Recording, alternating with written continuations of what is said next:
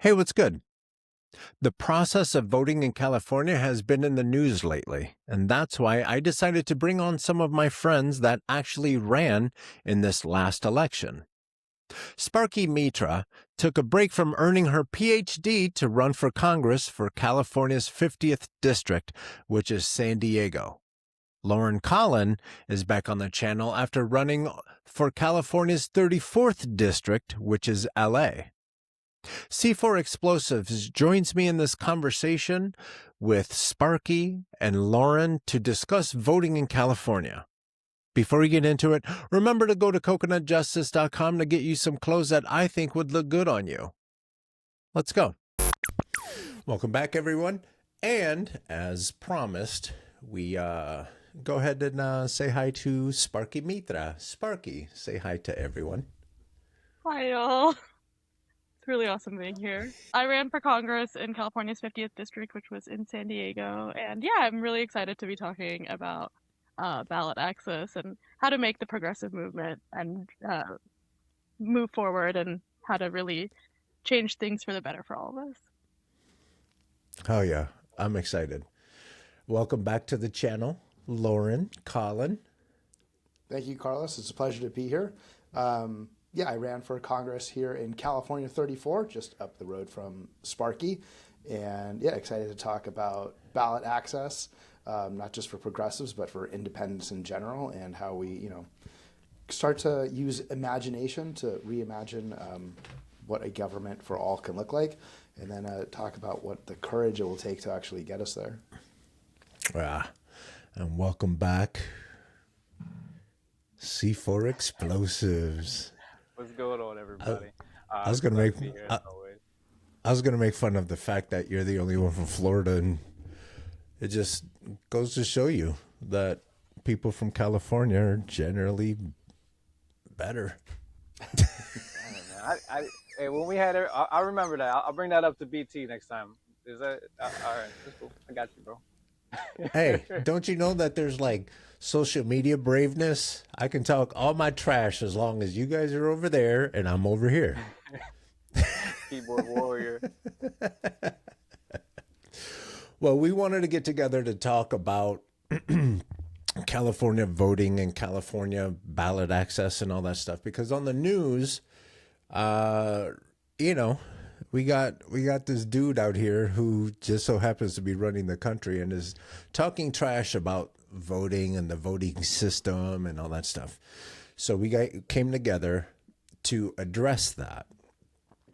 And I think it's really helpful that both Loren and Sparky were running for office, so they've learned quite a bit. And I know that Loren has some things to get off his chest. So you want to chime in? Like, what were some of the things that one of the preliminary things that you were learning when you were trying to get folks out to vote? Yeah. We definitely live in the world of a two-party system, and they have their machines. In California in general, and certainly in Los Angeles, it's really a one-party state, and Democrats control everything. I know, I received, I think at last count, I'm at 1,335 votes. Obviously, anyone could go look it up, the exact number, and say, oh, it was this. But I think that's the 1,335 people I was able to speak to directly about the independent movement and why voting for an independent isn't just a one-off, but we want to elect enough independents to deny both Democrats and Republicans a majority. Here in deep, deep blue, 34 is the 12th or 13th bluest district in the country. It resonates, right? But then the second part, which is probably an obvious lesson. So the lesson is that message resonates. That's great.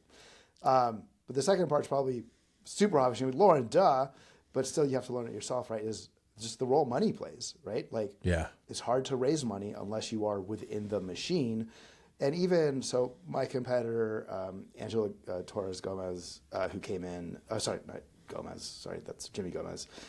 Angela Torres, who came in second, and will face Jimmy Gomez, she early on got part of the Justice Democrats money, which is the Saikat Jatarbi, who's always butchers name, the guy from San Francisco, who says he helped make AOC. Well, right, she got that bucket of money, which was great for her, but it's really that money more than anything is what let her win, because even that left side of the Democratic Party still has an infrastructure.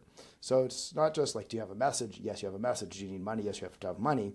But then you actually have to build the infrastructure to get the money, right? So people love the idea of independent when they hear it, but no one's ever, donors are historical, right? Donors have either given to a party, so they've given to Democrats, they've given to Republicans, or they've given to their friend, that one candidate. And they'll only give to that candidate or to that party.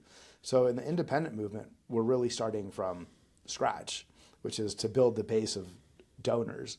And then the next part of that also was, it's really, while it was great in the independent progressive spaces that I think Sparky and I were kind of both overlapping a lot in, there's a lot of people who have come forth to kind of create endorsements out of the blue this cycle, which is really great.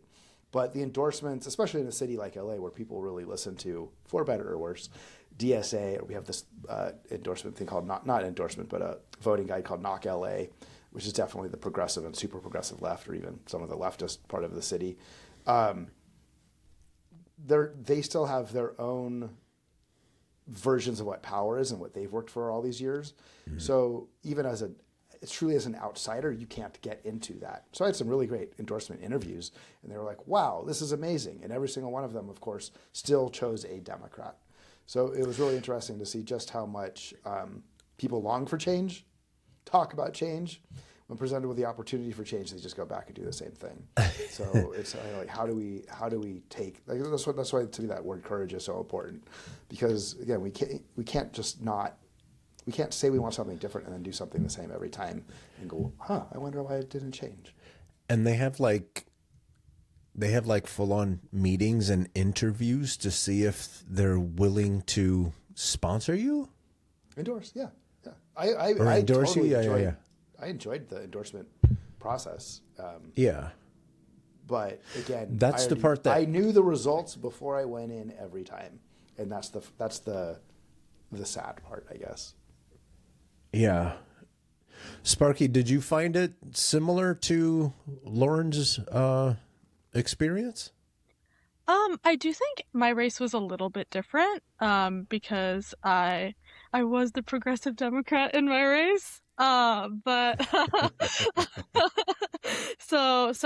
but I will say, in terms of endorsing, so I definitely want to piggyback off of what was said about the money that's involved, because I did get DSA's recommendation in my race, but an endorsement from DSA comes with money and a recommendation does not.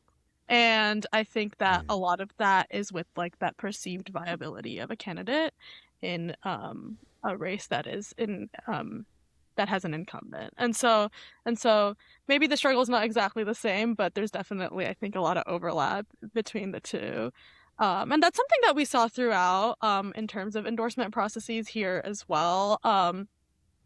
So we honestly did get most of like the recommendations from kind of most progressive organizations in our city, and even like more broadly.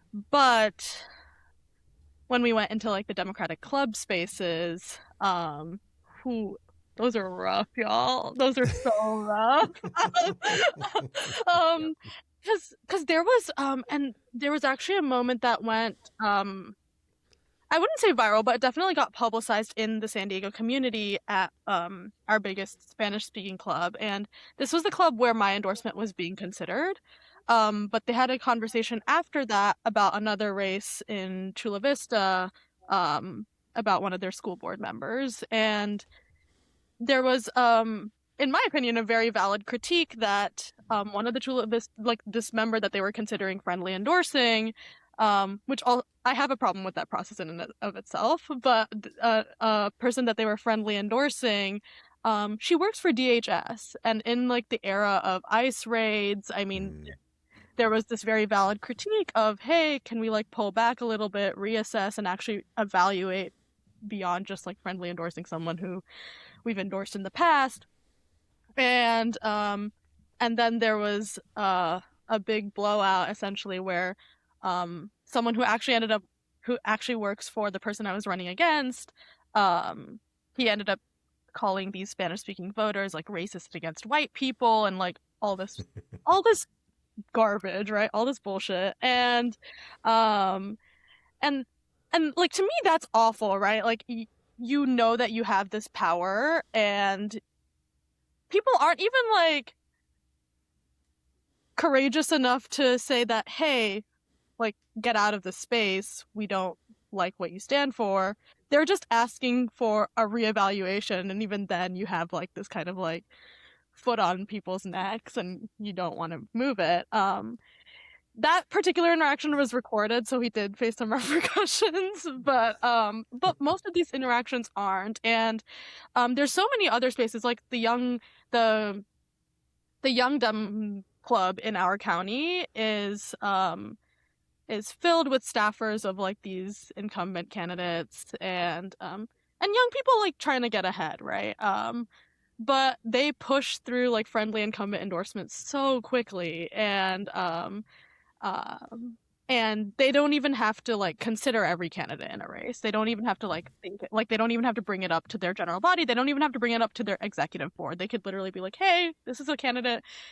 I don't care if I work for this candidate, but this candidate is someone who I really stand behind. Let's push their endorsement through." So yeah. So there's so much bullshit that happens, and those decisions actually do make an impact because they decide like what mailers these organizations send out and put money behind, and like that's like tens of thousands of dollars worth of support in one way or another. And yeah, it can be very detrimental to an outside voice kind of being successful. I had crazy interactions early on. First, I want to correct. It's Angela Gonzalez Torres who came in second in the race. So I want to say her name properly and give her props. But early on, a year ago, it's funny because Google is like, you met these people a year ago. So it's a year ago this week when I really got serious about my campaign. I'm like, oh, yeah. And it was about a year ago, I went to my first Democratic Club meeting. And so many of the people there were like, we're tired of the Democrats. But we're even thinking of our club leaving. And actually, I know a different club, which is called the Feel the Burn San Fernando Valley, which was a Democratic club, which left and became an independent club. So like it can happen. But it was all talk, right? And then they all fell in line. Our biggest Democratic club in the district is called EAPD.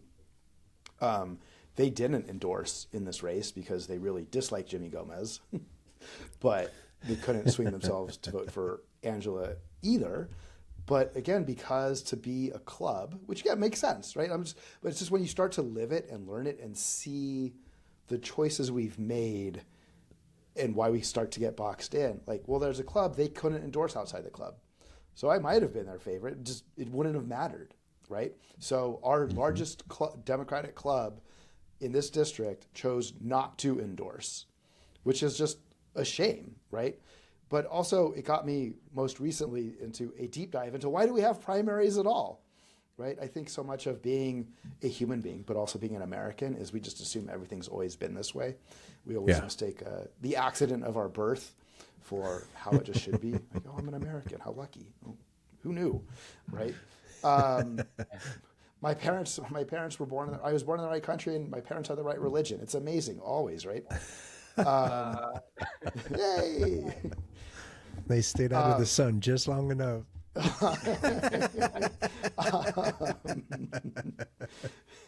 Yes, all those Slavic Jews from Ukraine were like, but it, basically, we have primaries that the system's not even 120 years old. It started at the turn of the century in Louisiana because the then Democratic Party, not our current Democratic Party, but the then Democratic Party was having such a hard time of backroom dealing that they came up with this transparent way to backroom deal. Right? And this idea that our state. So what I'm a big fan of, and maybe this becomes part of our conversation, having looked at like all the different things of like what works, I think California's open nonpartisan system is great. We've removed the parties from the legal electoral process, right? Like people still get endorsed by parties, and that's, as Sparky said, like money, flyers, door knocking, all these things that are super important. But again, they're private organizations. They should do that privately. In like 46 of the other states, that's not the case. Alaska seems to have done it best at the moment. They have open, nonpartisan ranked choice primaries where the top 4 go into the general election to be chosen by ranked choice voting, right? My goal and what I want to do is I want to take that and then Oregon and Utah's 100% mail-in voting and make that national. I think if we did those two things, take Alaska's system and Utah and Oregon's 100% mail-in voting, and we made that the movement of our time, I think we would see real change in this country. Isn't that what democracy should be, right? You get to actually pick who you want instead of what they decide for us. Because like in Florida, like the Democratic clubs, they can't get back a candidate. They're very like, oh, we can't say anything, but we really do like you, right? And then we found out in Connecticut, like the delegates are stonewalled by the incumbents. Yeah. And then the next thing you know, you're a couple votes shy. Then they have like this crazy like signature restrictions and things like that. And like next thing you know, good candidates fall to the wayside, right? And then we really noticed that, I'm gonna ask Loren, like all Dems aren't created equal. We could see that, they're backed by dark money, and there's a lot of things going on that we don't really, that we're trying to get rid of. We'd rather a Dem in there, but we need the right Dems, right? So Loren, what is it like? Because out here, Republicans have like this machine, this workshop, the young Republicans and all these things, right, that are in place. And like you go out here, you learn classes, and you go out and, campaign and canvas, and like, you're training like the next sinister person. What is it like running as an independent? Like, is there places that you can go to, like resources, and say, hey, this is how you do it, and here's some syllabus, like what is the process? There's not, but we're making them. We're making them. So there were a few groups out there that ostensibly were trying to either create a new third party, which is like Forward Party. There's a group called Independent Center, which when you look into it, is really a whole bunch of never Trumpers from the Republican Party and libertarians who didn't have a home.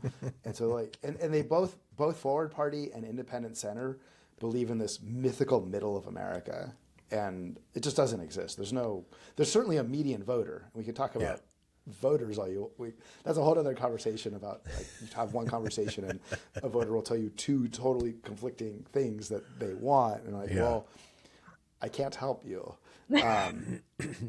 But as far as like power goes, right, they think there's this mythical middle. But that mythical middle, especially when you look at like who Independent Center brings together, it's still like mostly white, mostly male, mostly older. And I'm getting into that older category myself.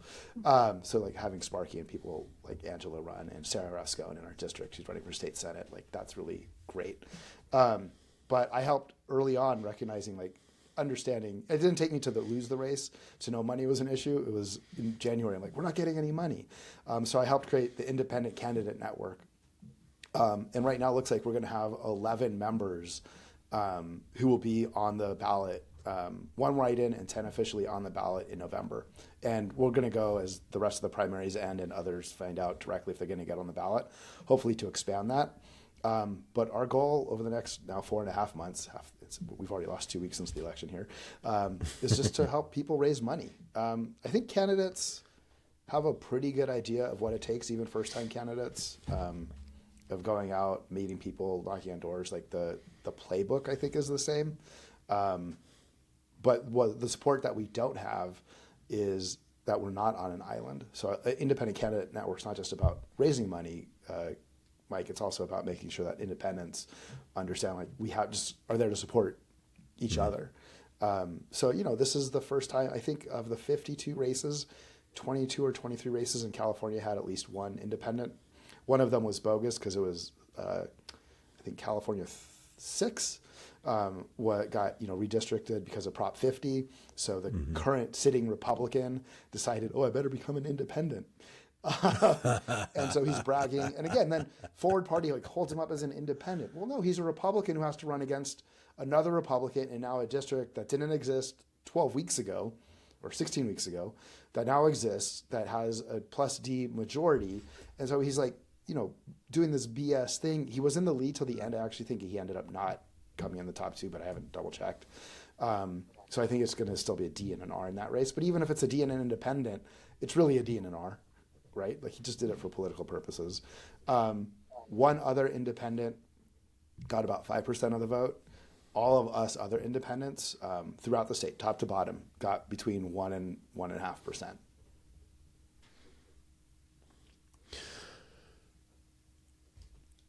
I wanted to address a bunch of things, but I'm going to start with one of the big things that people thought were wacky about the way California does elections is the timing. So we have election day, and then we have votes being counted after election day, but then some people count before election day. Sparky, Loren, whichever one of you want to describe the phenomenon that is actually counting votes in California and why the approach and why folks have nothing to fear when it comes to counting votes. They might be. Technically until July 7th. Technically until July 7th. Yeah, for San Diego County, it's till July 2nd. So yeah. Second, sorry, thank you. Yeah. They're still counting. I think technically we have unofficial results now, but they'll certify them. Yeah, like Lauren said on July 2nd. Yeah. So I actually think I could be incorrect, but when I last read, and it has been a minute, it has one of the most secure electoral processes. And it is California is known for taking longer than a lot of other states, but I do think it's perfectly secure. I mean, California, a lot of our ballots, actually a majority of our ballots come in through they're mailed in. I think around 60% of our ballots are mailed in. And so yeah, counting that versus people coming to the polls on one day or during an early voting period and then election day is very different. And I actually think that the longer vote counting period is probably as a result of verifying all of those votes, but because it is more accessible to vote than in a lot of places. And definitely not enough, but I think that long process is because it is more democratic than a lot of other places. But that's my initial 2 cents. It's not because they went to Kinko's. Yeah, it's not. Right. They didn't inject a bunch of Chinese printed ballots, none of that stuff. Well, so like I said, so most of our, we're at 86% of eligible voters are registered to vote. And that's because for decades now, we've had the motor voter law. So when you go to the DMV, change your license, whatever reason. In fact, it's actually now any government agency. You apply for EDD, you apply for your business license, whatever. If you touch a state computer system, you have the opportunity to register to vote. What that means, though, is if you do register through the state system, the computer, your license signature becomes your official ballot signature. And if you still do it by a mail-in card, then your mail-in card, and then they scan your card. And so what I learned, this was part when I had to turn in my 40 valid signatures, and I had to turn it, because I paid, I guess Sparky probably paid the $1,740 as well, right? So we can talk ballot access also, right? So in California, very briefly, to get on the ballot, For the House of Representatives, it's 1% of the salary for 1 year of that position. So 1% was $1,740 and 40 valid signatures, turning in a maximum of 60. Although I think I turned in like 80 and still only got 47, right? Because, and this is true about turning in those signatures and how they count the ballots, which is they're like, you can go check right now. There's a special terminal in the LA County Registrar where you can take your signature petition sheet and look each person up and you can compare their signatures. So what's happening in California is there's literally a human being hired by each county, because our counties run our elections, that takes, in California, when you get your ballot, you seal it, you have to sign it. And if you don't mail it or someone fills out your ballot for you, they also have to sign it. But the important signature is yours, right? And so there's literally a human being that takes out of the box your unopened envelope, and before they open it, they compare it to your signature of what you gave them either on the card or for your driver's license. And then they determine if it's good or not, and then they'll open it. If they don't open it, then it gets cured, and it's a whole... That's the other thing. If they can't verify it, they don't just toss it. Right. You actually have a period called curing, right, to look up. You get a text or an email to follow your ballot. You can go online and track your ballot. So like I dropped my ballot off the night before the election, so June 1st. I dropped it in the Chinatown box just around the corner from my house. It was counted before the end of the day on election day, June 2nd, right? Which I thought was really amazing. I was expecting it to be like towards the end. But to back what Sparky said, again, like the idea that we have to have immediate results and that immediate is more secure than actually counting everyone. Right. And verifying every signature. Like, no, it's just insanity. Are there ways we could potentially make it go faster? Could they start the process earlier? Sure. But don't start the process earlier to rush things. Right. And so, again, I think California does it really well. There's things we can certainly improve, but every vote counts. And to what you said, Mike, that's what we should want. Right. Exactly. And that's where you need to be careful whose message you're listening to. The same guy that is questioning the elections in California is the same guy who continues to call it a failed state, yet we're the fourth largest economy in the world. Mm-hmm. Pay attention to whose information you're listening to.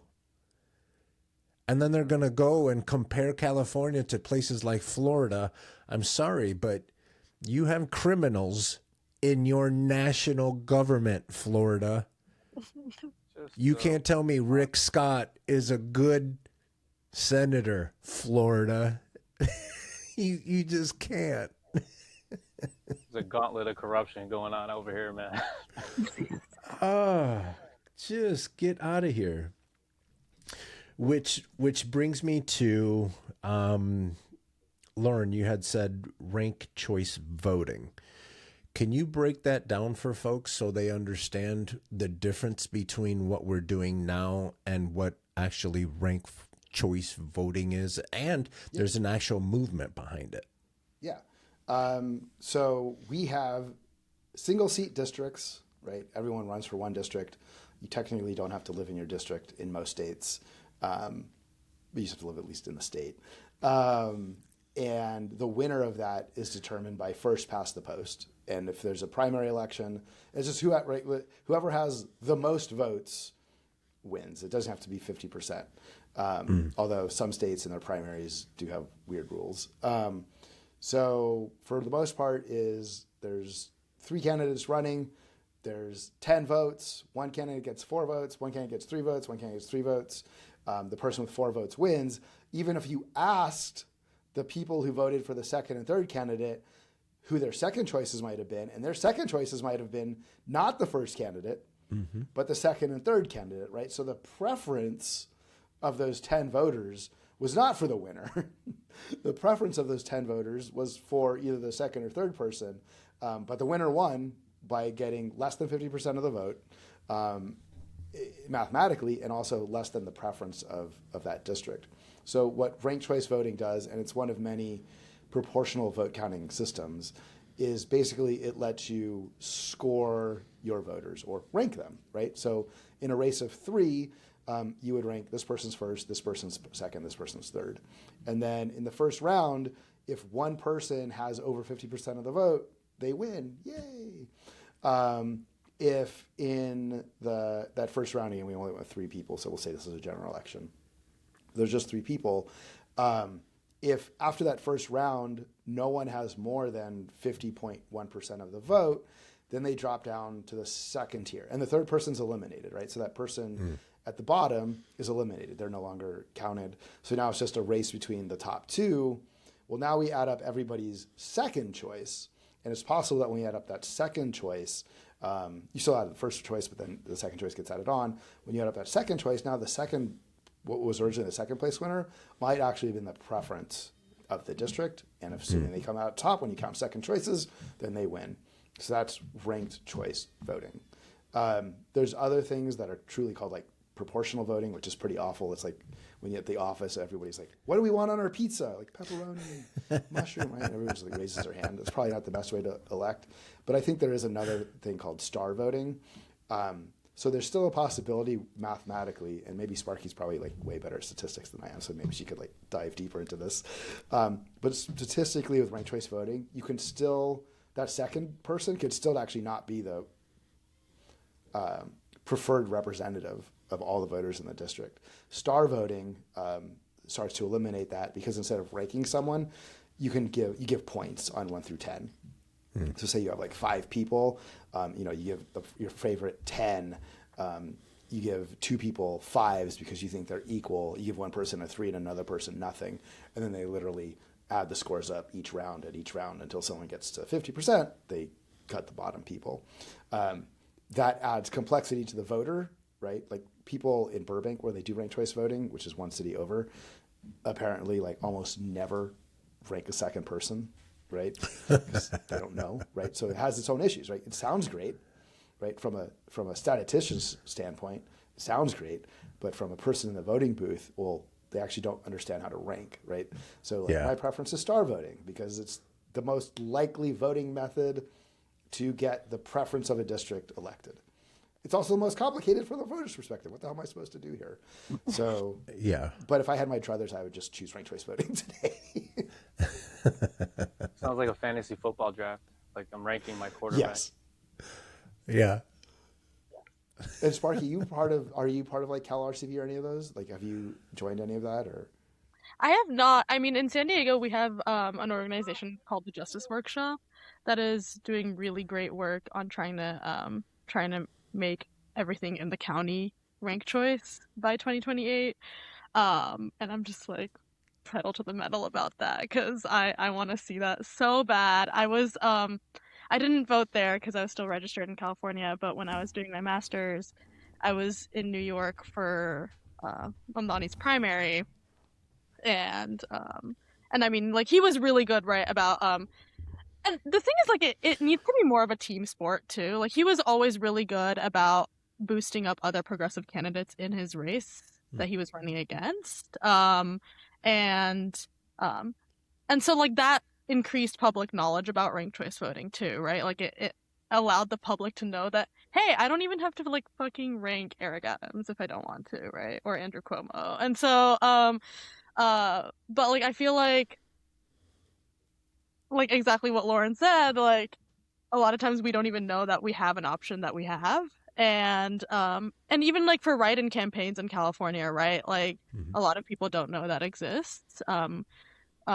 I know we had a write-in campaign in our gubernatorial race. We had one in a congressional race just south of me in San Diego as well. And so, but there's so little effort, because it often feels like a zero-sum game, especially for people who are like, oh, I just care about being an elected, or I just care about my next political move, rather than, hey, like it would be like really great for the entire movement, for actual working class issues if we told voters what their actual options are and how to maybe make sure, even if their first choice isn't there, that their second or third choice is at least somewhere in the running, to advocate on their behalf. But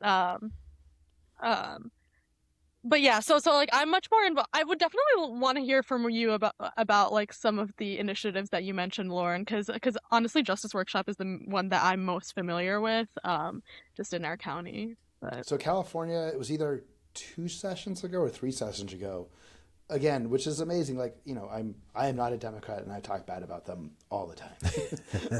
But Democrats talk bad about Democrats all the time. yeah, but props to the Democrats of the state of California. They actually put on Newsom's desk. It was, like I said, it was either 2 years ago or 3 years ago now. Ranked choice voting for the state, and he vetoed it. Right, because to Sparky's point, he's not thinking about the best interests of the people of California. He's thinking about Gavin's next best interest, and that meant voting no. So it's still happening at the state. The city of Los Angeles, and I'm sure your the national listeners are going to be excited to hear about the local politics of the city of LA, but we just went through this thing called charter reform. The city council put together a group of concerned citizens, called the Charter Reform Commission. They had a whole bunch of recommendations, including expanding the city council, including ranked choice voting. And my gosh, the people in charge decided both times to keep their power. So they're like, we need to keep studying if we should increase the number of council districts. It takes more votes to win a council district in the city of Los Angeles than it does something like 32 Senate seats, or 32 states. Okay, because we have 15 people for 4 million. They each represent 280,000 people, or 185,000 people. Sorry, maybe it was right. Whatever, it's a lot. And so they said we have to keep studying that, and then they said we have to keep studying ranked choice voting. Right, so whenever the powers that be actually have it in front of them, they vote no. So there's a few cities that have it. I know Burbank next door does, but Cal RCV is the big organization here that got it onto the governor's desk once. I think the way forward is to combat what's actually going to happen here in November. Is we actually are going to have a voting initiative sponsored by the Republicans to basically curb mail-in voting and to have ID when you vote and stuff like this. It's the only hope the Republicans have here to get anyone out. So I think the answer might be, we have to defeat this Republican initiative in November, but I think the way going forward is use our progressive era direct democracy in California and just put it on the ballot to have RCV and let the people decide. So I got a quick question. Like, I'm looking at it and it says 1929 they decided there was going to be 425 representatives, and the population is not anywhere close to what it was in 1929, but we still have the same amount of representatives. What are your guys' thoughts about expanding representatives and going forward? I mean, since we're talking about voting, I mean, more options, tighter representation within communities, even though they're gerrymandering everything with a Sharpie with an eraser tip on it. Like it's, what do you guys think about that? You want to go, Sparky? I can maybe go after you, but no, I'd love to see that stuff. I ran on uncapping the House as part of the Independent Candidate Network's platform. If you join Independent Candidate Network, you agree that we have to fix the House, and one of the ways to fix the House is to uncap the House. And exactly like you said, Mike, basically 1929, so from the first election of 1788, 1789, because it took 2 years to run the very first election after the Constitution was signed. And the Constitution was very specific. There will be one representative for every 30,000 people. Now, of course, when they count 30,000 people, the 800,000 enslaved people are counted as 3/5 of a person. The other thing in Article 1, Section 1, that's the biggest wink of them all, is who can vote for the House of Representatives, which is the only direct democracy in the country at the time, is according to the largest house of your state. Well, Virginia was unicameral and the other 12 states were bicameral, but what they all knew is that to vote in any of those 13 states, you needed to be a white man, 21 years of age, who had property. So the whole pool of eligible voters in 1788, 1789, when it was one representative in Congress for every 30,000 inhabitants, not counting Indians, was 13% of the population. And not even 13% of the population voted, right? Only 13% of the population qualified as white male, 21 and older with property. So, right, again, the long arc of our country is really that, right, voting. In 1920, so every year, every 10 years with a census, the count grew, Congress grew with the country. It went from 30,000 to 10 years later, 60,000 reps per person. By the time we got to 1929, when they fixed the House, by law at 435, was 250,000 people per rep. Since 1929, right, the population's increased threefold, and by law, oh my gosh, it's amazing. The representative to rep population is also threefold, right? So now it's like 770,000 to one representative, except for Wyoming, where they have a population of 520,000 people, and they have one whole rep, right? So Wyoming's not only overrepresented in the Senate, they're overrepresented in the House. But then you get states like Delaware that get screwed. They have a population of like 1.1 million, so they're just under the threshold of getting a second. They only have one rep, right? So Wyoming's overrepresented, Delaware's underrepresented, Texas is underrepresented, Florida's underrepresented, California, of course, is the most underrepresented. Yeah. So there's basically two kind of ways to do it. One is, my simple preferred way is just triple the size of the House, so you get back down to the representation of, and as someone who ran, and Sparky, you can certainly speak to this, right? There's no way you're representing 760,000 people. Yeah. It's just impossible. It's a joke. Way too many opinions. It's not even opinions. You just can't meet them. You can't engage with them. I literally walk outside. I have the smallest geographic district outside of any of the districts of New York in California 34. I could literally walk 90 minutes or no more than 2 hours from one end to the other, right? Yeah. There's no way to engage with the people of the district, though, right? Because you can't do it. Yeah. So I would just triple the size of the House. It's 1,491 members. We could meet under a tent. We can meet on Zoom. The other way is called the Wyoming rule, which is basically gets you almost to the exact same place. Wyoming gets 2 representatives, which means that they basically have 250,000 per person. So it's basically the same thing. You'd get to 1,400 some representatives. You wouldn't even have to worry about gerrymandering. I mean, you talked about like California or just the city of Los Angeles, and we should do the same thing with our city council. Like you couldn't gerrymander.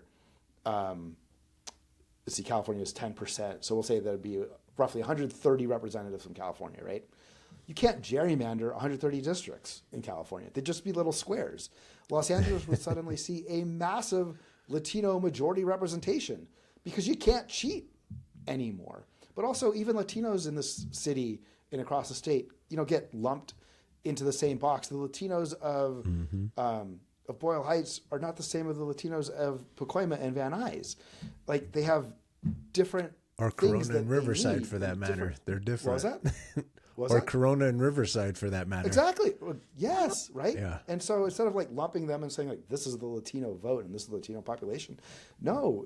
And part of our gerrymander here in California, or I keep saying California, in the city of LA, we actually don't have a racial gerrymander, even though that's what the council got in trouble for years ago.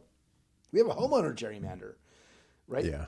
Like, so our candidate who's running, Nithi Raman, who came in the top 2 in the primaries running against incumbent Karen Bass, when they redistricted her, they literally said, we're going to give her all the renters. Or sorry, we're going to give her all the homeowners because the homeowners hate her because she speaks for the renters. So they literally changed all of the 4th district, and she still won when she ran 2 years ago and still won with over 50% of the vote, right? So it's not just like, while we can have a whole conversation about race and how it is all about race in this country, sometimes, especially in places where there are, majority minority race or ethnicities, it has to transcend that. And when we get to the right number of representatives, then we can transcend the idea of race and actually say, hey, what's best for me in my neighborhood and my family? And yeah, we have to increase the size of the House. No, absolutely. I mean, I totally agree. I'm very jealous of the 90-minute walk from end to end. Like, I love it. Mine is not that at all. It was better. It was better before Prop 50, and then after Prop 50, our district lines just became insane. And so, um, yeah, no, our district. I used to not have a car, and this race made me learn how to drive again. So,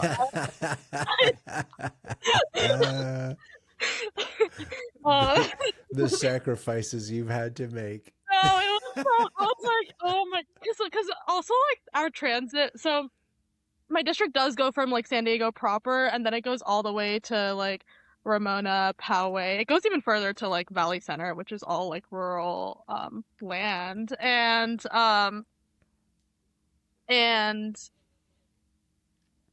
the in the very first month of my race, I after I jumped in, I was like taking the bus, and first of all, the buses came every 2 freaking hours, and even on weekdays, and like with that, like the whole trip was like 4 to 5 hours, and I was like, this is so impractical, y'all.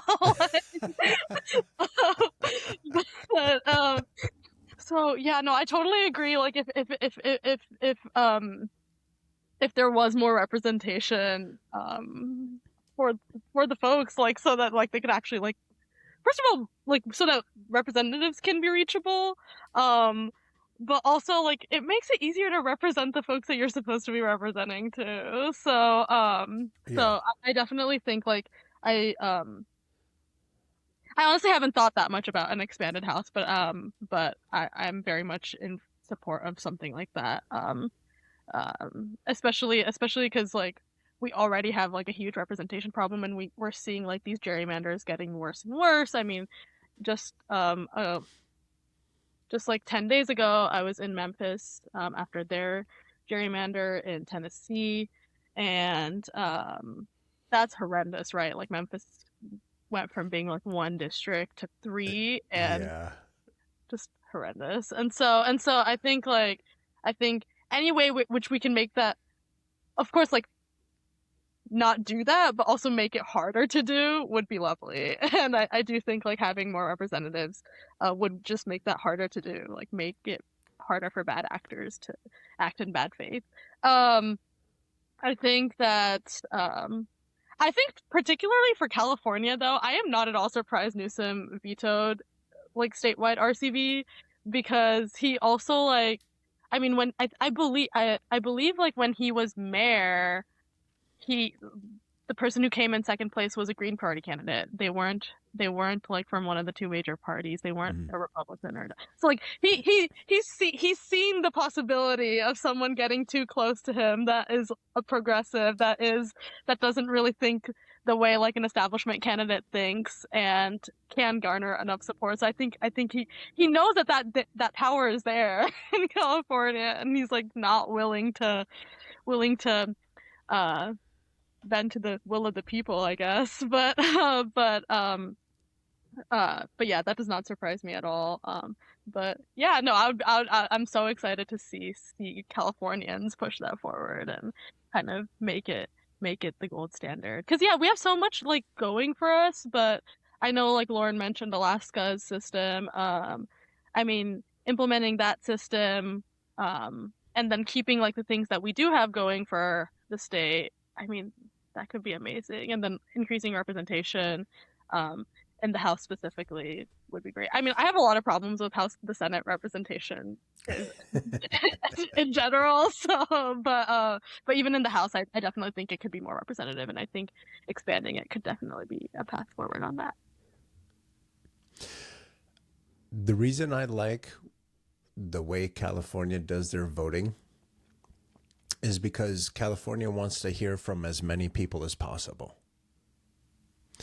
And then you go to these other places and they're gerrymandering and they're limiting and they're cutting off and they're not funding and they're doing all the tricks to not hear from you.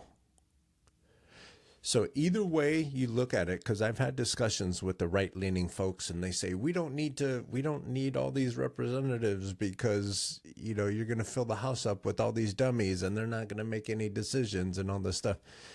It's just not the case. You need you need more refined information. You need more data to be able to run the country the proper way. And who's delivering the data if not you guys? So if you're delivering data for almost 1 million people, that data is not going to be as accurate as if you take those 1 million people and split it up into 2 and 3 different groups. Then you can clearly have the data clearly make an argument for, at the end of the day, what it boils down to is, how are we going to spend all this money that we have to make this place better? And we have folks in this country that would rather hand the keys of the bus off to someone who is unfortunately power hungry and la la la. They'll do all the tricks to remain in power. But I have a firm belief that the way California does it is the opposite of that. We want to give the actual power to the actual people. And as a representative government, we're loading you with all the information we believe that Loren needs, that Sparky needs to go make our life better. We need more of that instead of some crook that has convinced a bunch of people to give him a bunch of money so he can buy some lawn signs and Facebook ads. So you folks that are listening to the way, oh, California's ruining the way that they do this and that, it's not the case. It's the opposite. California wants to hear from you. They want to know how to make things better. And yeah, we got some crooked folks. Everybody does. But that's where this independent and this grassroots thing kicks in.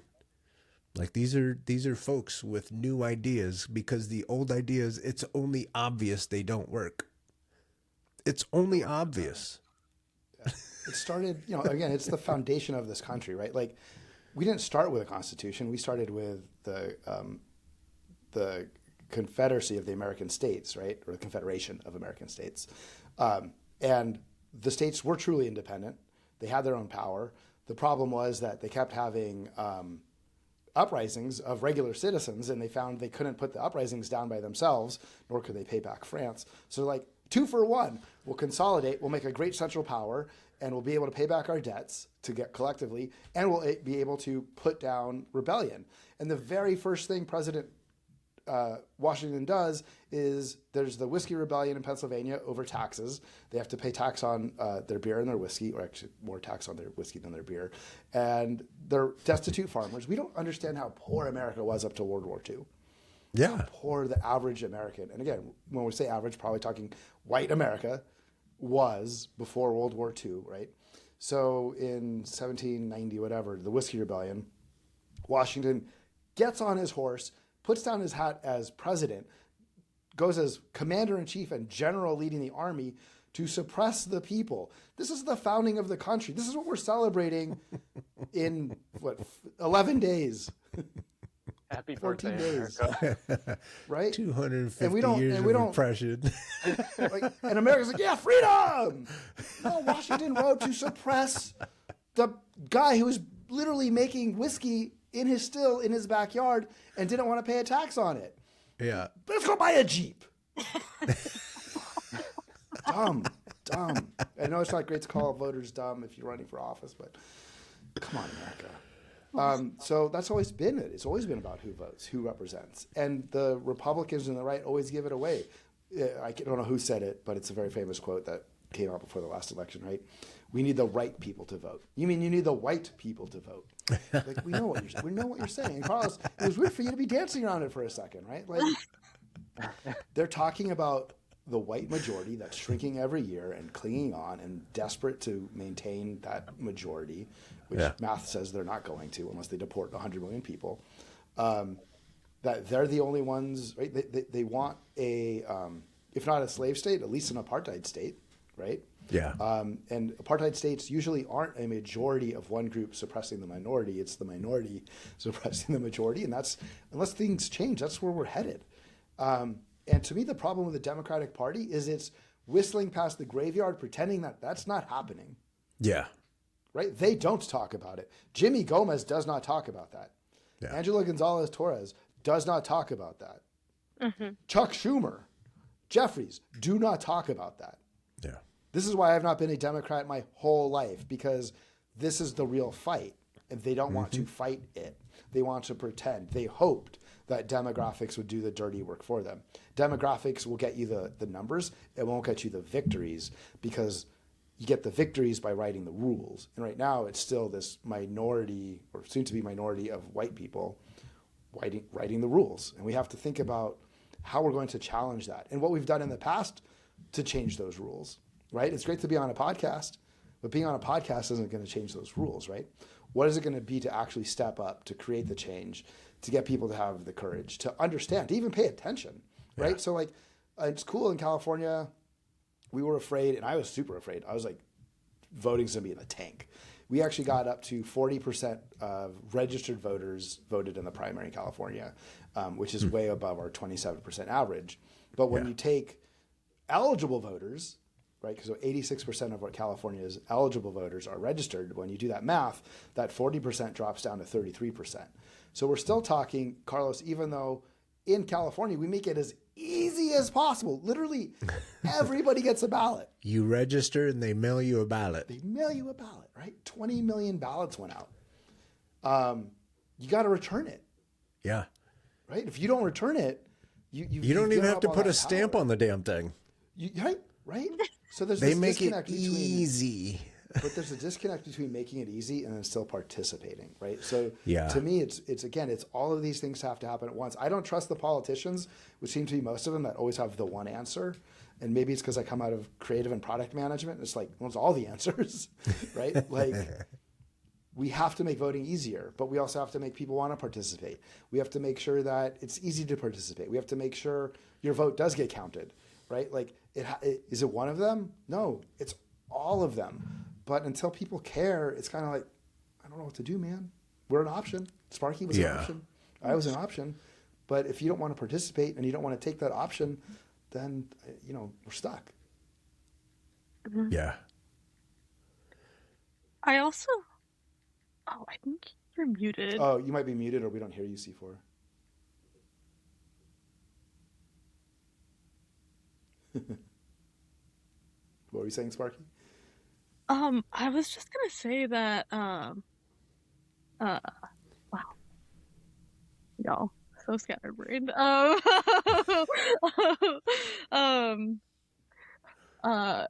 Like, I very much, I very much also think that, like, we don't have, like, the muscle memory for like, political participation. Yeah.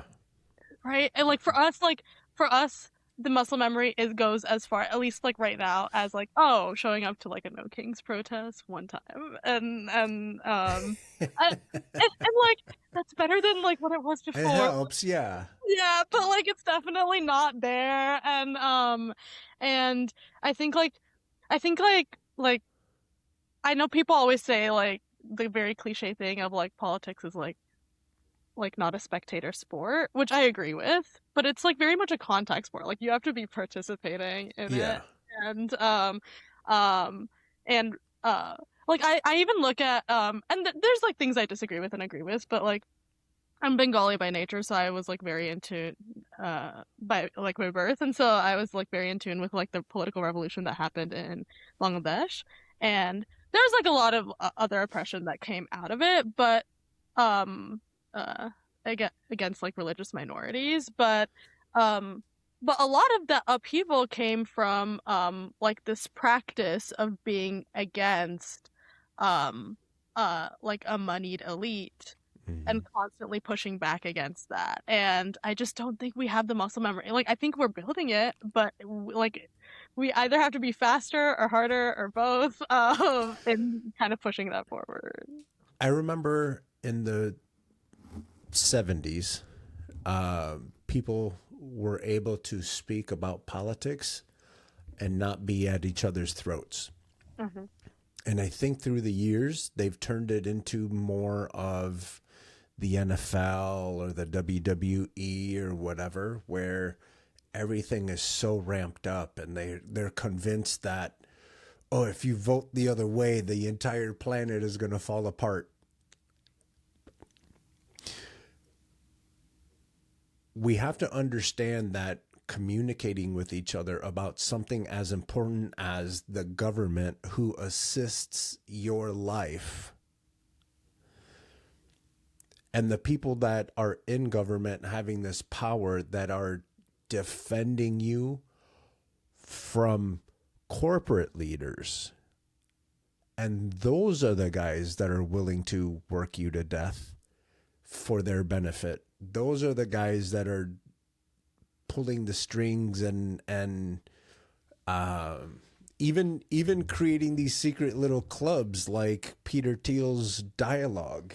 You know, like there are people actively trying to dismantle the government and trying to get you to disengage from something as important as the way you live your life. Mm-hmm. And they have you convinced that watching these dating shows on Netflix and on regular TV is the way to go. And they're distracting you from the literal way you live your life. And this is what I like about this younger generation. Everyone is more connected. And they're not looking at money the same way. The relationship with money is different. But yeah, we keep talking about these groups that are being created. Loren's mentioned about 2 or 3. Sparky mentioned 2, 3. But then we also have like these really secret, shady ones, the ones that exist in the shadows, like a Dialogue. And those are the folks that are trying to convince you that like taking care of each other is a bad idea. Yeah. What can, and I don't want to say the Democratic Party because we have an independent here, but what can people that aren't driven by the bottom line, what are some of the things that we can do or point out or whatever, some ideas that'll help tap the not rich people back in and have them understand the game that's being played? When I started this race, one of my favorite lines, and it'll be my favorite line for a long time, for better or worse, is we have to change our culture before we change our politics. And, while there might be secret groups out there, there's a lot of not so secret groups. I mean, the Heritage Foundation isn't the heritage of Black people running free. That's true. It's a heritage of enslavement. And what's the other one? The Sisters of the Confederacy or the Daughters of the Confederacy? Those goofballs. It's they think the Trail of Tears was the trail of manifest destiny, right? Like, it's 2 Americas, right? There's Project 2025 is not a secret. I mean, it's literally written out that they want to build a white America, and they will do whatever they have to do it, and we're witnessing it right now. And they have a literal tool in the White House who happens to also be a racist, who cares more about himself. The fact that he gets to enrich himself and be a racist is like Trump's, like he's in heaven. Yeah. Right? Like, oh, wow. Can't beat this. Can't beat death either, man. And he's cheating it every day, though. And then we have these evangelical churches, right? Like, white Christian nationalism does not hide. What happens is we ignore it at our own peril. We have, all politics is identity politics. There was Matt Stoller's thing from 20 years ago, and someone online yesterday on Threads was like, "This is still true today." It's the Democrats' attachment to identity politics. Democrats don't do identity politics. Black Americans don't do identity politics. Latinos don't do identity politics. White Christian nationalists do identity politics, and we all have to live with our BS. Yeah. It's they're afraid. It's their cowardice, their fear.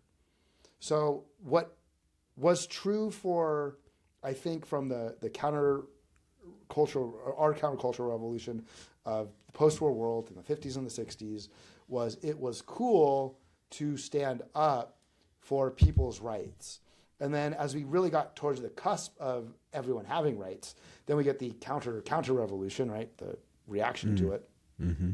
And honestly, what this weird cultural thing happened where now it was actually cool to drop the N-word or say the R-word or to wear your whiteness as a badge versus we had really done a good job of shoving it away and making it shameful. And I think there's, and in the anti-racist world, if there's a couple camps of it, but I think in the more clear-eyed camp, right, it's not the work of minorities to do the anti-racist work. It's the work of white people to do the anti-racist work with other white people. And that's not happening. And I wish I could figure it out. I'm kind of trying to, but how, right? How do you wake up, honestly, that it was what Dr. King said, right? That the really scary part is that centrist moderate who thinks they're not racist, who looks the other way, right? The Reconstruction ended not because the North won. Reconstruction ended because people in Boston wanted to be able to trade again with someone in Richmond. And so they shook hands, and the Black American, whether they were in Richmond or Boston, got the shaft, right? Their needs became second. So, I mean, obviously there was Jim Crow, and then there was the Civil Rights Movement. I think we reached its apogee under Obama, and then this is this backlash, the combination of, oh my God, there was a black president, and oh my God, the demographics are real. White people are 15 years out from being a numerical not majority in this country, and we're seeing the last gasp of this white America, but there's not a because the left breaks up into these two camps of classes, leftists who believe in class first, or if I don't talk about race, it'll go away. We don't talk about race, and we need to talk about race. It should be the conversation every day. People are, we talk about race too much. No. We don't talk about it enough. And that's the cultural change, is until we recognize that each one of us is a human being. Each one of us has dignity. That's the most important thing. Then we can talk tax rates and whatever. You can even talk immigration rates. But until we talk about, or our empire, right? Our empire doesn't benefit us anymore. Yeah. Mr. Smith over there would agree. There you are, Mr. Smith. Our empire doesn't pay for itself anymore. It's time to get rid of our empire. But we've got a 400 plus years of racism to deal with. Until we deal with that, Carlos, I'm just afraid again, it's going to be more of the same. So the cultural changes, not to keep minorities doing the hard work, because they are, I mean, they have no choice. But how do we finally get a majority of white America to get on the ship of, what's most important? You call yourself a Christian. Why don't you do the Christian thing? Why don't we make it about dignity and love? Mm-hmm. Try it. I dare you. Double dare you. Try loving everybody. Try it. Just once. It won't hurt you. I promise. Don't do that. They're going to limit your bathroom time. I think post World War II, like when the rush of the civil rights movement and the suppression of like the white nationalists and KKK and all that, all they did was they figured out how to network, right? And what they decided to do was, okay, well, we'll integrate into everything. And then what happens is, as we're on paper, we're trying to, be all, America, we're uniting, black and brown, and everybody's feeling pot. good for a moment, right? Yeah. We're supposed to be. But in the meantime, as Democrats or progressives, we're splintering, right? And now all of a sudden, you see with Trump in power and this racism being the key component to everything right now, it's all coming to surface. All the racism is coming to surface, and all the groups that are coming out are all linking together, and they're all everywhere. And all of a sudden, there's this spider web of just like hatred. And then that's pretty much what we're doing. And what we need to do is, as progressives and Democrats and just people who love people, we need to do what Albania did. Like there's 1 million people went and took the streets. That's 43% of their population, right? we could get what 7 million in the streets, which is barely what 10%, not even. I don't, like we need to actually do what they did so well and network with all the groups that were all the coalitions that were with together and find the links and attack everybody at the same time, and educate voters, educate the people in the process. And we know it works because look at what the Proud Boys and Oath Keepers, like they all Oath Keepers and all those knuckleheads, they all came together like a team and attacked the Capitol like a bunch of dum-dums. Shitty adventures assemble, and they did. Let's do that, but like tens of thousands of people like come and like feed babies, right? Just walk up and hug homeless people. Like tens of thousands of people hugging homeless people, picking them up off the street, give them a sandwich. Something. So, that dumb shit that they did that day on January 6th or January 7th, that's not the answer. Mm-mm. That is not the answer. Treason is not the answer. Thank you. It boils down to one word. The protests are great, but like you leave after a couple of days, and then what? Like it needs to. And that's where these little groups supplement the movement. Mm-hmm. And I'm not talking dialogue where they had classes on how to start your own cult. Why don't we do something like that, but like classes on, again, how to feed homeless people, how to help people that are struggling with their mental health. There was another post today, where's the Democrats' Tea Party? But it's ahistorical, right? I grew up in South Orange County. It is now mostly blue. So you can't even call Orange County purple anymore. I mean, it's blue. There's like one, I think, Republican. There'll be one Republican, maybe, after. Oh, there will be, because 2 Republicans ended up at the top 2 in one district. So there'll be 1 Republican in all of Orange County, which, growing up, I mean, they literally birthed Nixon, although he was born in Whittier, and Reagan, right? And the John Birch Society, right? The KKK had to go in hiding, right? We talked about they got shamed, so they went to hiding. So then we got the John Birch Society. Once the Civil War ended, it's not like the South folded. They're like, we're going to take the long game. Once the Great, not the Great Society, once FDR, what was the, once we got like Social Security and all that, right? The wealthy and taxes went up. The wealthy were like, again, we're not going to fight for this tomorrow. I mean, they tried a coup, but they failed. Right? They took the long game. The Tea Party was the outgrowth of the Heritage Foundation and the John Birch Society over 60 years or 50 years, right? And billions by billionaires. One of the things, like, there's this joke, I was talking to another progressive who's really trying to kind of do things like you're doing, Carlos, and from the content standpoint, get people excited. He's like, where's that lefty billionaire, right? Where's I should know her name, Bezos' ex-wife, right? Like she's doing good with her billions, right? But at the end of the day, she's still a billionaire. Even as fast, I mean, she's giving it away as fast as she can. It's still growing. Right? Mackenzie Scott, right? It's crazy. But Mackenzie Scott is not going to give to a left progressive that's going to raise taxes. Right. Because at the end of the day, there's no good billionaire. Yeah. Right? They're going to give to the causes. She's going to give to the cause that you just said, which is let's feed the homeless, not let's solve homelessness by taxing the billionaires. Right. Right. So the left and progressives and just regular human beings have this problem of, well, we have the better ideas and we have humanity, we don't have the money. So it's not just organizing, but it's organizing ourselves to raise the money when we don't have it all, right? It's just this. I was talking about the structural issues of being independent, just the structural ideas of everyday Americans who want change. We're set up against a system that is ridiculously bought and sold. And again, it always has been. It's not like it's new. It might be more concentrated, but we also know, again, sometimes it gets so heavy it falls over, right? We're back to the 1890s. We're back to the Gilded Age. Out of that Gilded Age came the Progressive Age, right? This won't last forever. And I think that's where we talked earlier about people make the mistake of, I was born at the perfect time in the perfect country, the perfect parents, the perfect religion. They just don't know their history, right? Like, there's going to be something after this.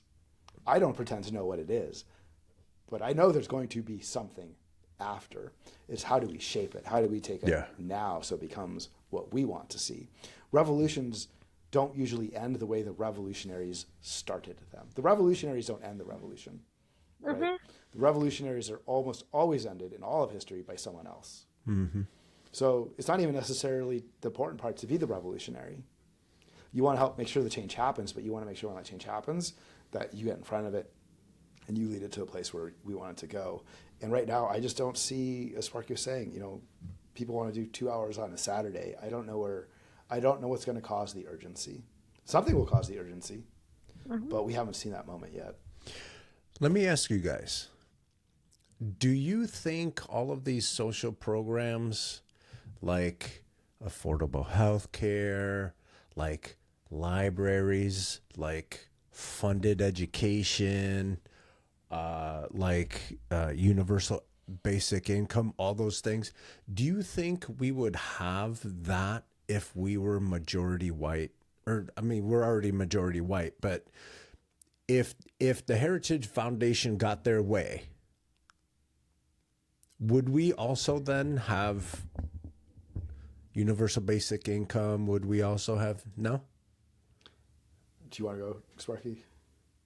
I think, yeah, I can go real quick. I think like maybe not in how they currently exist, but I do think there is very much a reality where if the country looked more like how they want it to look, they would be more willing to be like, oh, this is, because like I think right now they like basically make it so that it's like an us versus them kind of mindset, whereas like, oh, if like certain social programs are given to literally every person, somehow it's benefiting the other more than like the white conservative, right? But I do think there is like a world where it would be kind of like where the parties would kind of restructure to a way where it was like there was like a more like white, like there was like a more social program centered like kind of white perspective. But I will say like that has always existed. There's always been like this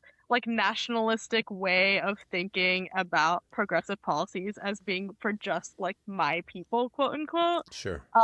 Like that's literally what the Nazi Party was also. So I definitely think that is a possibility. As it currently exists, I genuinely think like it is very much overrun with like the billionaires kind of dictating what they want. And so like right now, if you ask me if in the snap of a finger, like the demographic makeup of the US became different, if suddenly like they would stand for these things for their people, I don't think they would, but so greed would be more powerful than racism. Well, I think in your work, in your setup, right, there would be, you're talking if we were basically removed racism. I agree with Sparky. I think we were still founded, again, because look at our founding, right? I mean, it was a white country. I mean, not that they would call themselves white, right? They would still call themselves English or whatever, right? Sure. But looking back, we'll call it was founded as, white people. But that white people was an aristocracy. Right? It might have started with some people leaving a boat so they could have their own weird Christian values because the conservative Christians on the continent thought that they were too conservative, right? Yeah. Like, you all need to go somewhere else and be even weirder, right? But they were, again, like historically, they landed on Plymouth Rock, but they were immediately followed by the people with the charters and the money, right? Yeah. And the landed aristocracy immediately took over from New England all the way down to the southern end of Georgia. Florida didn't exist. It was, French and then Spanish and whatever. Because it was always Spanish. It was never French. Was Florida French? Can't remember. Try not to think about it. But the landed aristocracy always took over. So I agree with Sparky. Like, based on our history, would we be like Norway and Sweden and Denmark? Yeah. No, because I think we were founded on this aristocracy. Should we, as a pluralistic, diversity is our strength, individualism is amazing as long as you get to lead your life and everybody else around you gets to lead their life. Yeah. No matter where they come from or what their background is. And we should be more like Norway Yes. Like to me, that's the goal. Like, again, if Sparky's like, if we stomped our fingers, would it change? No, but if I could stomp my fingers, the change I would be is we would be this pluralistic, diverse society of social democracy of Norway and Germany. And healthcare, again, it's not like universal healthcare. The stupid thing is it costs more for the worst results. Yeah. Yeah. We spend a third more money to die earlier of more diseases on the hope that I might get a miracle drug because I'm 79 years old and I'm the most powerful fat fuck in the world. That was the news today. I refuse to go for walks. I eat McBurgers all day. Like, yeah, I mean, that's the world. The world I am trying to create, Carlos, is that world. I want the multicultural. Diversity is our strength. Yeah. Open borders. People want to come here. We accept everyone. It doesn't matter if you came over on the Mayflower. It doesn't matter if your family came over at the bottom of a slave ship. It doesn't matter if you crossed the border. It doesn't matter if you flew in here, wearing the gold jewelry from an Emirate. This should be the place where you get to make yourself and where you can become a billionaire. And we're not going to tax your billions. We're going to make it so that you pay the same as the rest of us. And by paying the same as the rest of us, we're going to have the things the rest of the world has that makes them healthier and happier and wealthier. That's been my complaint or my stance this whole time is I don't care if you are a billionaire, but what good is being the billionaire but you live in a slum? You're a billionaire, but the trains don't work. You're a billionaire, but there's no bullet train. There's homeless people. Like, your house is trash, dude. So what good is having all that money if all you're going to do is complain about the homeless people? If all you're going to do is complain about the traffic? If all you're going to do is complain that flights are getting rerouted and are being delayed and all that stuff? I don't understand the fascination of being the coolest kid on the block when your block is a horseshit. Yeah. Oh man, it's the root of it all, right? It's just greed, and then you faction into racism and whatever you want. And that's the question, right? Well, for me, going back to my question about this is, we look at the Nordic countries and they seem to work a little better.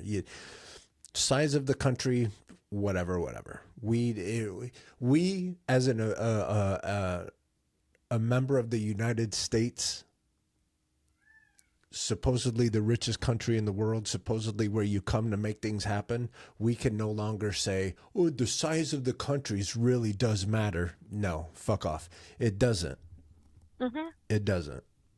The size of the bombs and the amount of bombs that we're throwing over there in the Middle East, I think that dictates a little bit of why the fuck our education system is underfunded. Exactly. It goes into understanding why we don't have a lot of immigration lawyers, a lot of immigration judges that'll help the backlog of what we're going to call illegal people that are here illegally. We continue to nominate these folks from all these fancy schools, and throughout history, these fancy schools have done nothing but give us these secret societies, give us these I'm not going to say that because they're not the perfect babysitting place, if you know what I mean. That island, you know what I mean? That like there's a lot happening, and these secret societies are doing that. They're the ones that they're the gluttonous ones. They're the ones that eat all the food. They're the ones that touch all the people. They're the ones that So when the hell is a secret society of like Jesus believers that don't want to do all those things, when they're going to come out and be like, hey, look, I understand that your pastor over there, he's saying all those wonderful things, but we lost faith in him when he came out with those Daisy Dukes on.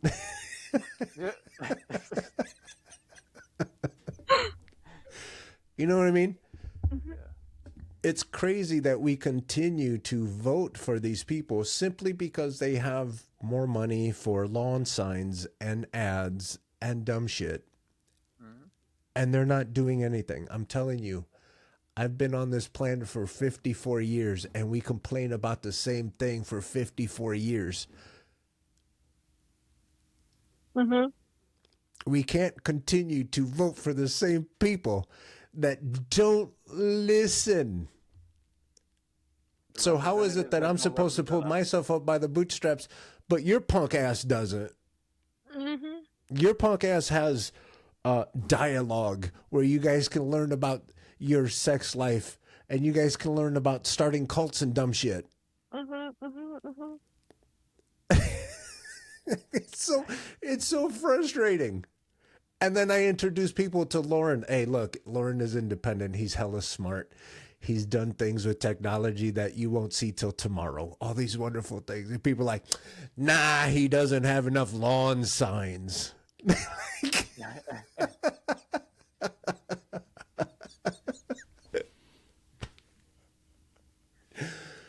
And people will straight up look at a white dude that has his hand in their purse and they say, yes, white dude, I like your hand in my purse.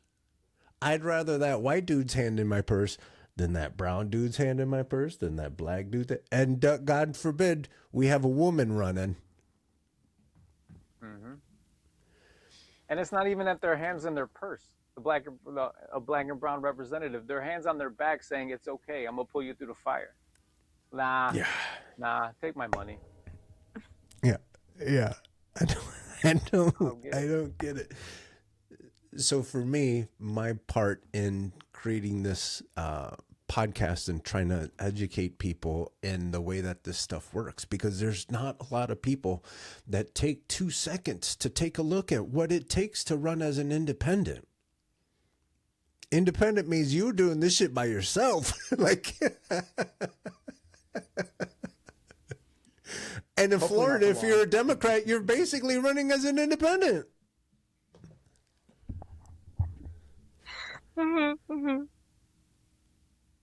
So I guess,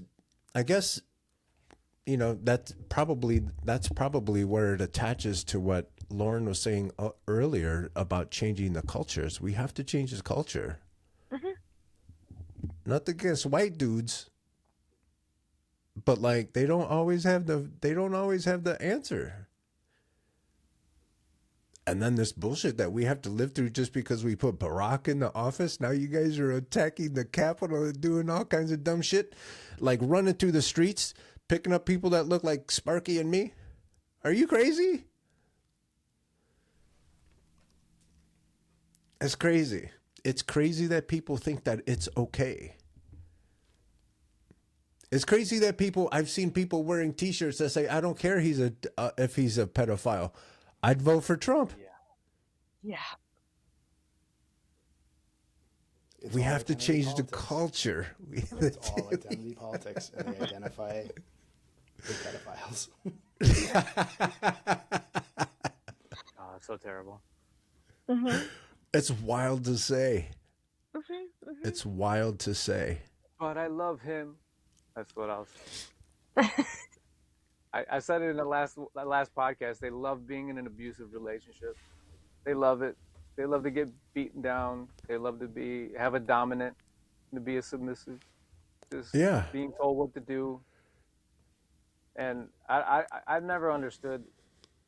That's why Carlos and I we get along, man. We're not types to. If we're gonna break bread, we break bread with everybody. Yeah. You know, and if they're such believers.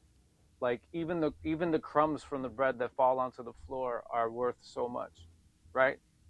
But they want those too. I want everything. Yeah. Oh no, there's people that would stomp on those crumbs just to keep you from having them. That's a big part of it. It's not that they'll leave the crumbs, is that they'll step on the crumbs to keep you from eating.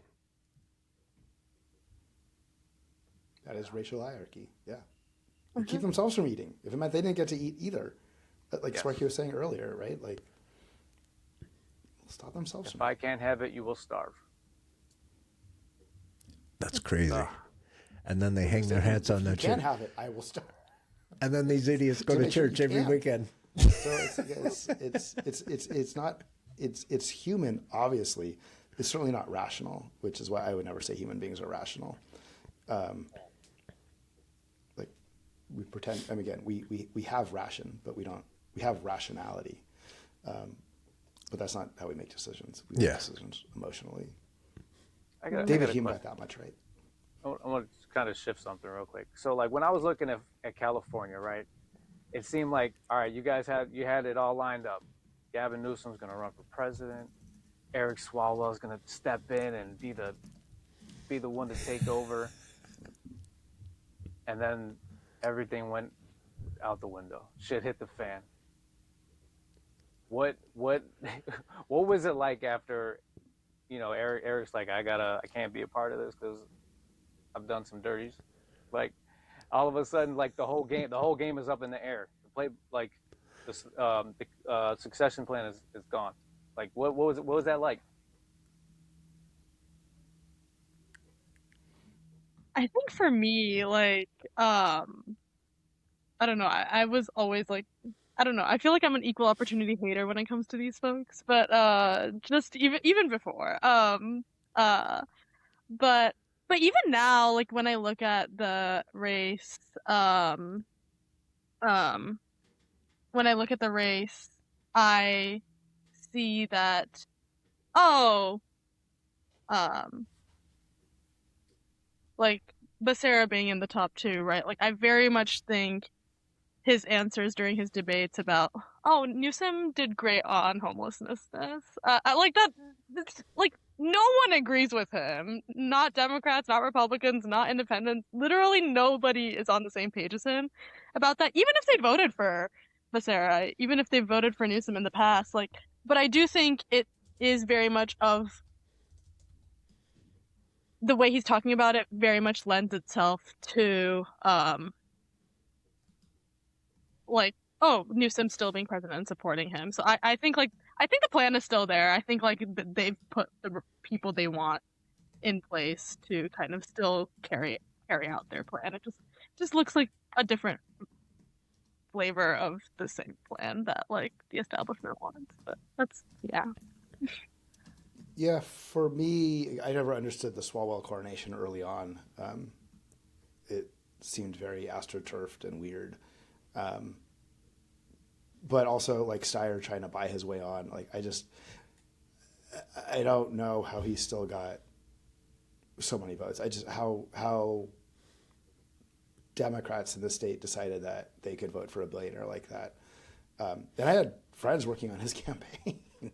They were like, no, he really is this guy, and he really is this progressive, and he's the only one who's really progressive. I'm like, yeah, I'm going to write in my friend who's an official write-in for governor because, yeah, I think you're all whack. I just don't think this is who represents us. But then millions and millions of Californians turned out, again, to, that muscle memory is, I voted blue before, I'm going to vote blue again. I voted for Becerra most likely in one of his statewide races. I'm going to vote for him again. If I'm a Republican, I'm going to get behind the one R that I think is even possible. And, when we add up all the numbers, it was still like 75-25% Democrat to Republican in the state. So it's not like Hilton has a chance. And that's kind of the sad part about being in a one-party state, right? Whether it's Florida or California, you live in a dictatorship, right? And it's weird because the people keep choosing the dictatorship over and over again. They could do something different, but they don't. So again, I understand the world we live in. I'm not so insane as to think that I alone can change it. But I do think that there's a lot of work that people can do, and Sparky's doing, and you guys are doing, and I'm doing, the people at ICN are doing, to demonstrate that there is another way, but you have to want it. You can't just, we can't just be complaining and comfortable. And if we are, again, like, then we know what the world looks like. It looks like this. If we want to complain and do action and try and take a risk, my argument ultimately about risk taking is, I don't think it can get worse. Like, what ultimately are you afraid of? What comfort are you afraid that that's going to disappear? So I think California ended up with the safest, the most boring, the most corporate, the most centrist Democrat. And that's what a primary is supposed to do. So the primary system worked. Congratulations, California. Could they handle like a Mamdani guy in California? Again, it's Or always was there weird. even a candidate? No, I mean, to me, stuff like that's always weird to say someone is an individual generational talent. Where's your generational talent? It's like saying, how come, the Timberwolves don't have a Kobe Bryant? Or, where's the next Tiger? Like, generational talent is generational talent. So Mamdani is Mamdani. He's very special. He's very unique. Will that person rise in California? Well, sure. If they're born here or they move here. Maybe when Sparky's done with her dissertation at Sparky, Yeah, there you go. I'm Team Sparky. I'm blushing, y'all. But I think that's what's important about leveraging social media in the right way, is making those connections, maintaining those connections. I have a bunch of friends in the LA area that I told about Loren, and now in San Diego, Sparky's down there. And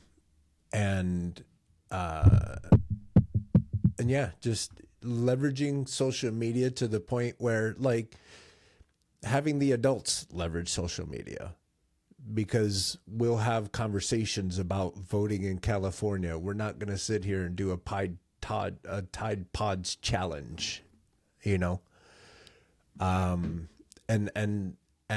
reaching out to the folks that probably a lot like me, that they've been around this whole time and they see things that just aren't changing, and everything is stagnant, and the rich are getting richer and the poor are getting poorer.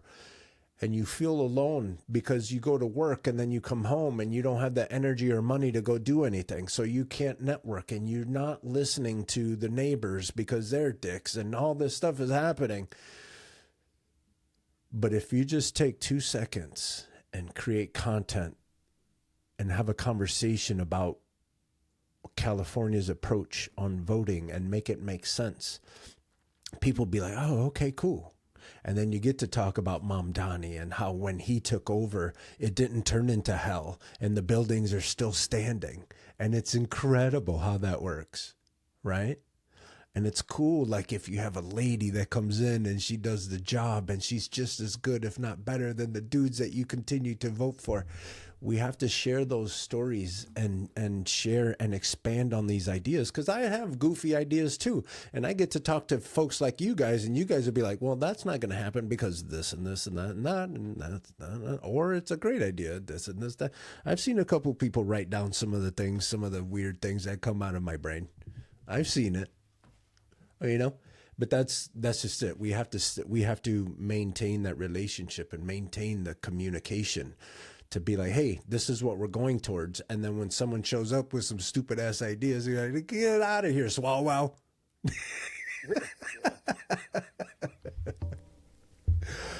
All right, let's go ahead and bring this one in to a landing.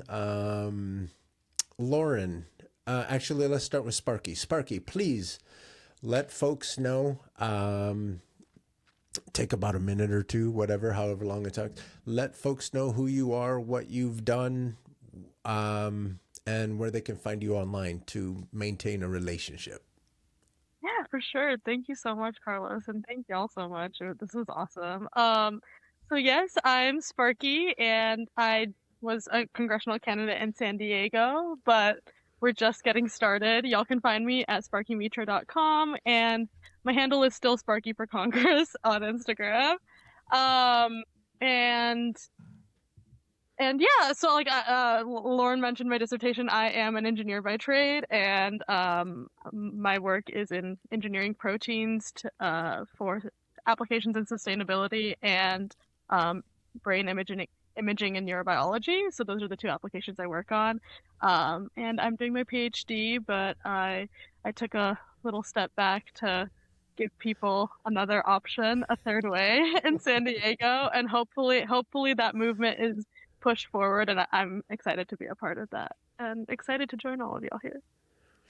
Awesome. Thank you so much for taking time from being a PhD candidate, running for Congress, doing all the things. But she lives in San Diego. Don't feel bad for her. Loren, how about you?